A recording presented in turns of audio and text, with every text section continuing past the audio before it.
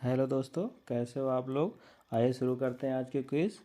तो पहला क्वेश्चन है, एशिया के सबसे बड़े विमानन एक्सपो विंग्स इंडिया 2024 का आयोजन कहाँ किया जा रहा है। ऑप्शन ए है लखनऊ, ऑप्शन बी है जयपुर, ऑप्शन सी चेन्नई और ऑप्शन डी है हैदराबाद। दोस्तों तो इसका करेक्ट आंसर डी है हैदराबाद। केंद्रीय नागरिक उड्डयन मंत्री ज्योतिरादित्य सिंधिया ने हैदराबाद के बेगमपेट हवाई अड्डे पर एशिया के सबसे बड़े विमानन एक्सपो विंग्स इंडिया 2024 का उद्घाटन किया है। दोस्तों इस कार्यक्रम में 106 देशों के 1500 प्रतिनिधि और 5000 व्यापारिक आगंतुक शामिल हो रहे हैं, जो एरोस्पेस इंजीनियर, एयरलाइंस, हवाई अड्डा एजेंसियों से जुड़े हुए हैं। दोस्तों ठीक है, तो आपको ये क्वेश्चन का आंसर जो मैंने बताया इसका है हैदराबाद। अब आते हैं अगले क्वेश्चन पे। अगला क्वेश्चन है, विश्व आर्थिक मंच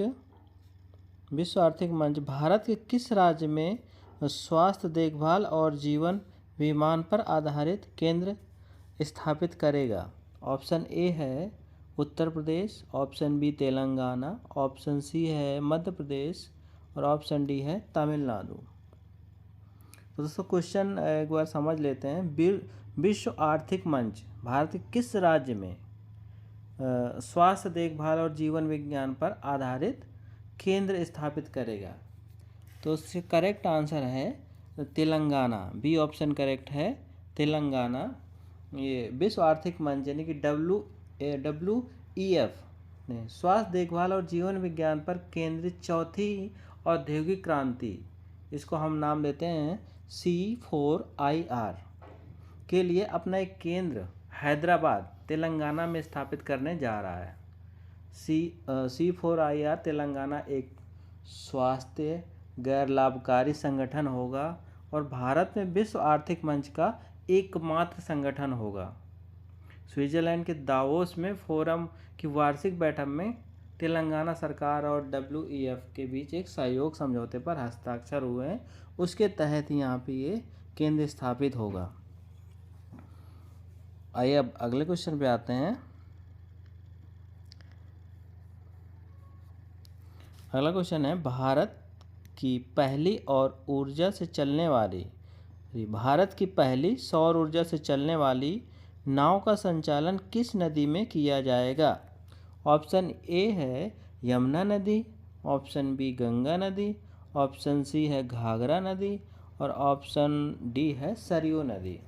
इसका करेक्ट आंसर है डी यानी कि सरयू नदी।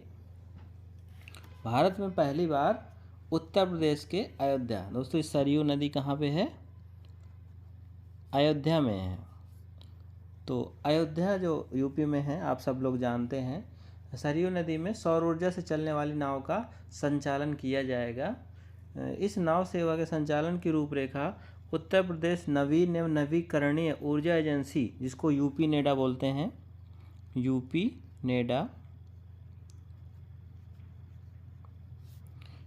नेडा द्वारा तैयार की गई है। इसे उत्तर प्रदेश नवीन एवं जो मैंने यूपी नेडा का आपको फुल फॉर्म बताया, एजेंसी का फुल फॉर्म है उत्तर प्रदेश नवीन एवं नवीकरणीय ऊर्जा एजेंसी। ठीक है, तो अब आते हैं अगले क्वेश्चन पे। क्वेश्चन है, अयोध्या के राम मंदिर को समर्पित स्मारक डाक टिकटों की एक सीरीज किसने लॉन्च की।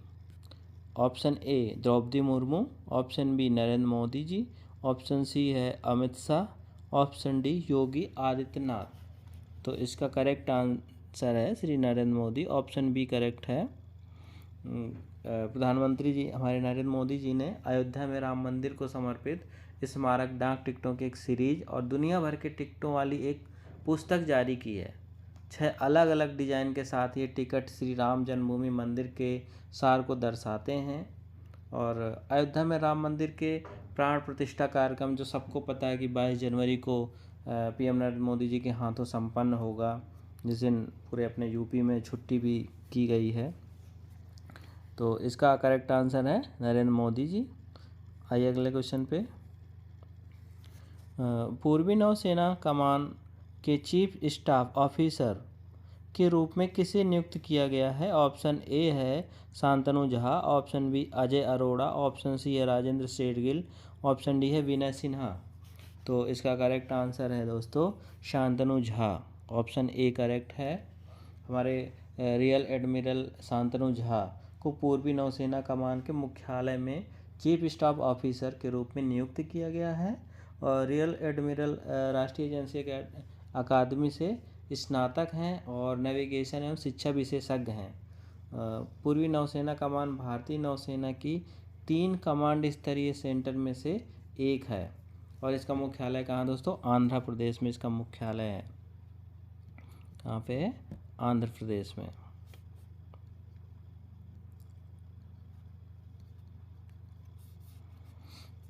अगले क्वेश्चन पे आते हैं हम। क्वेश्चन नंबर 6 है T20 इंटरनेशनल में सर्वाधिक शतक का रिकॉर्ड किस बल्लेबाज ने बनाया है? ऑप्शन ए है Virat Kohli, option B David Warner, option C है सूर्य कुमार यादव और ऑप्शन डी है रोहित शर्मा। दोस्तों इसका करेक्ट आंसर है रोहित शर्मा।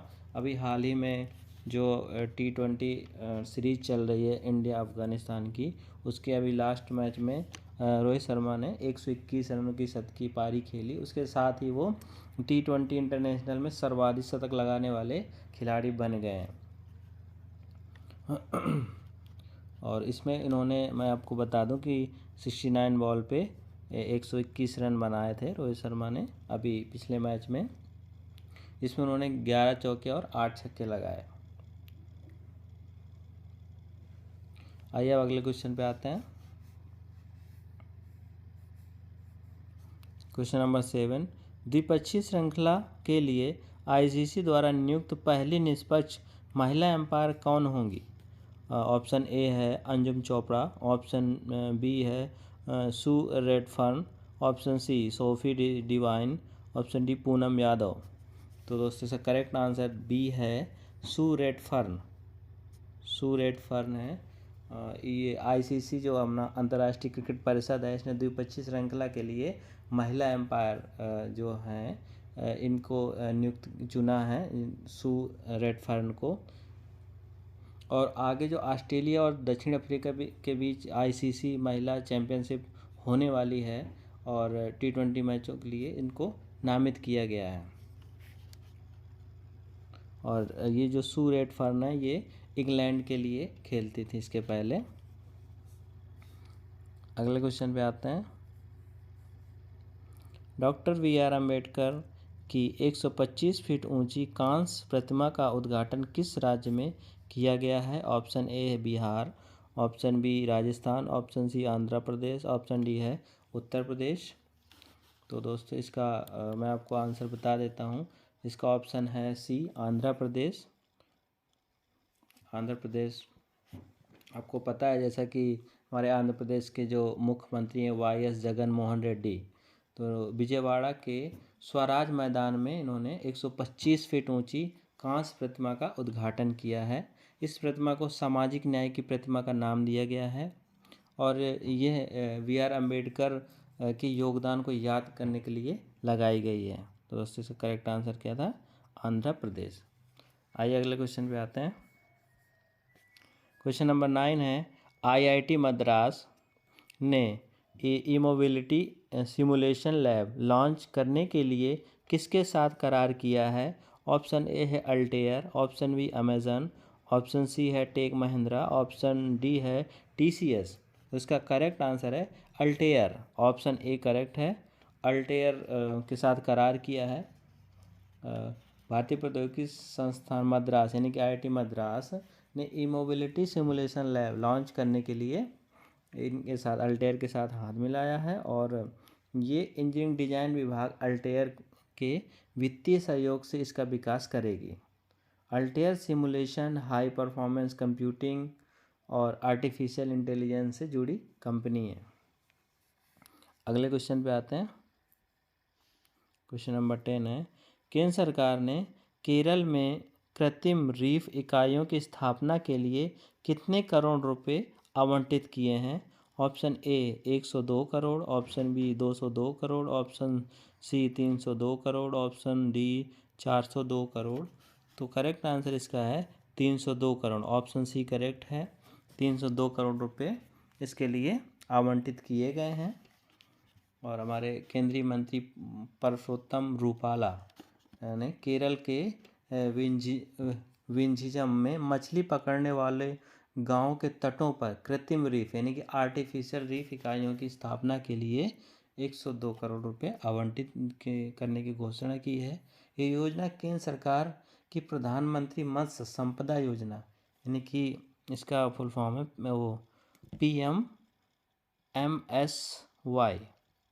ये योजना है प्रधानमंत्री मत्स्य संपदा योजना और राज्य मत्स्य पालन विभाग के तहत शुरू की गई है। इसे स्थायी मत्स्य पालन और आजीविका को बढ़ावा देने के लिए शुरू किया गया है। अगले क्वेश्चन पे आते हैं। क्वेश्चन नंबर 11 है महतारी वंदना योजना हाल ही में किस राज्य द्वारा शुरू की गई है? Option A Madhya Pradesh, option B Chhattisgarh, option C है बिहार, ऑप्शन डी है असम। तो इसका करेक्ट आंसर बी है छत्तीसगढ़। छत्तीसगढ़ में महतारी वंदना योजना शुरू की गई है। और ये छत्तीसगढ़ राज्य सरकार जो अभी हाल ही में बनी है, इन्होंने इस योजना को शुरू किया है। इसके तहत महिलाओं को हर महीने 1,000 रुपये यानी कि 12,000 रुपये वार्षिक वित्तीय सहायता प्रदान की जाएगी। हर महीने 1,000 तो सालाना 12,000 रुपये की वित्तीय सहायता महिलाओं को प्रदान करेंगे। इस योजना का लाभ उठाने के लिए आवेदक को छत्तीसगढ़ का निवासी होना जरूरी है। ये योजना मध्य प्रदेश सरकार की लाडली बहना योजना से प्रेरित है। जैसे MP में लाडली बहना योजना चली आ रही है काफ़ी दिन से, तो उसी के तहत इन्होंने यहाँ पे भी शुरुआत की है। अगले क्वेश्चन पे आते हैं। क्वेश्चन नंबर 12 है PM नरेंद्र मोदी ने 8 अमृत परियोजनाओं की शुरुआत महाराष्ट्र में के किस शहर में की? Option A Pune, option B है Aurangabad, option C Nashik, option D है सोलापुर। तो उसका करेक्ट आंसर सोलापुर है। प्रधानमंत्री नरेंद्र मोदी जी ने महाराष्ट्र के सोलापुर में लगभग 2,000 करोड़ कितने दोस्तों 2,000 करोड़ रुपए की 8 अमृत परियोजनाओं की आधारशिला रखी है। कितनी? 8 परियोजनाओं की आधारशिला रखी है। और जब इन्होंने ये कार्यक्रम हुआ, उस कार्यक्रम के दौरान महाराष्ट्र में PM स्वनिधि के 10,000 लाभार्थियों को पहली और दूसरी किस्त के विवरण की भी शुरुआत की गई है इसमें। तो दोस्तों ये सोलापुर में ये कार्यक्रम हुआ जहाँ पे ये सब चीज़ें हुई हैं। अगले क्वेश्चन पे आते हैं। क्वेश्चन नंबर 13 है केंद्र ने 16वें वित्त आयोग के लिए पदों के सृजन की मंजूरी दी। 16वें वित्त आयोग के अध्यक्ष कौन हैं? Doctor Arvind Panagariya option A, option B Raghuram Rajan, option C Urjit Patel, option D Shaktikanta दास।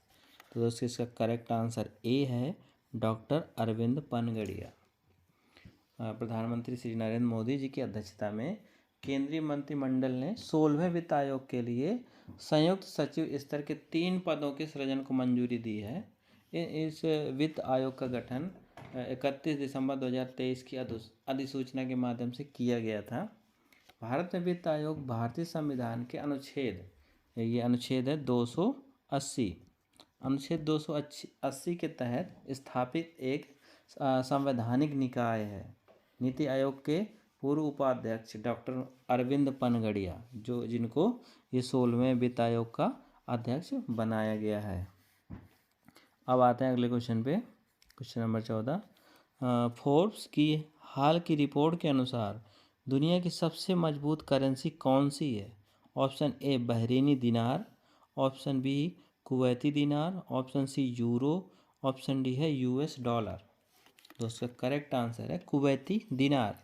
ये सबसे मजबूत करेंसी है और ये फोर्ब्स की रिपोर्ट के अकॉर्डिंग है कि कुवैती दिनार है सबसे ताकतवर करेंसी है दुनिया की।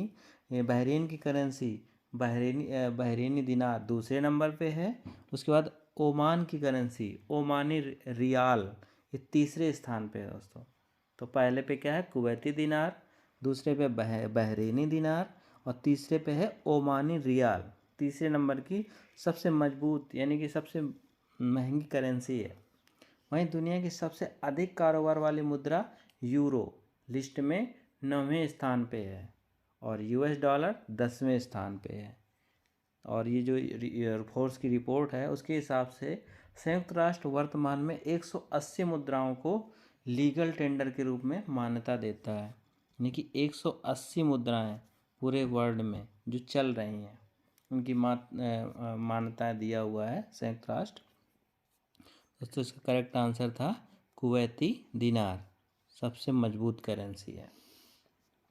तो दोस्तों आज की क्विज यहीं समाप्त होती है और अगर आपको ये वीडियो पसंद आया हो तो लाइक कीजिएगा, शेयर कीजिएगा और सब्सक्राइब ज़रूर कीजिएगा। जैसे ही आप सब्सक्राइब करेंगे तभी आप अगले दिन की क्विज का पता आपको चल जाता है। तो सब्सक्राइब ज़रूर करिएगा दोस्तों और डेली का डेली क्विज देखते रहिए। करेंट अफेयर्स के डेली क्वेश्चन आपको मिलते रहेंगे और धन्यवाद दोस्तों।